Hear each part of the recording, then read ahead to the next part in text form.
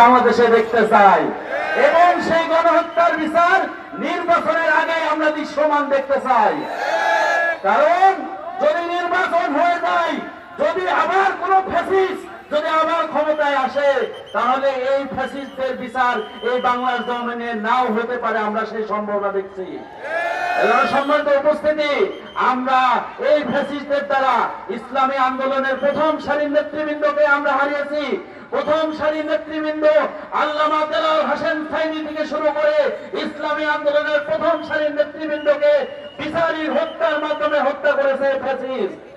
আমরা এই হত্যার বদলা আমাদের কাজ দিয়ে আমাদের এই সমাজকে আগামী দিনে ন্যায় এবং ইনসাফপূর্ণ সমাজ প্রতিষ্ঠার মাধ্যমে আমরা আমাদের নেতৃবৃন্দ, আমাদের যারা আজকে জামাত ইসলাম মনোনীত এমপি প্রার্থী, বিশেষ করে এই কুষ্টিয়া সদর 3 আসনে আমরা একজন বড় আলেম পেয়েছি, যে আমরা আল্লামা দেলাওয়ার হোসেন সাইদিকে হারিয়েছি। এই বাংলার জমিন থেকে তাকে ফাঁসি দিয়ে হত্যা করা হয়েছে, তাকে বিচার পাঠিয়ে সেই বদলা নিতে চাই ইনশাল্লাহ।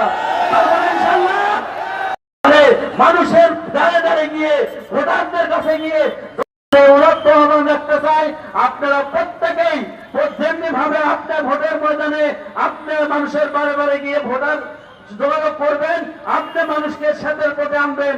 আমরা সেই আহ্বানটুকু আপনাদের কাছে রেখেই আমি আমার সংক্ষিপ্ত কথা শেষ করছি। আসসালামু আলাইকুম ওয়া রাহমাতুল্লাহি ওয়া বারাকাতুহু।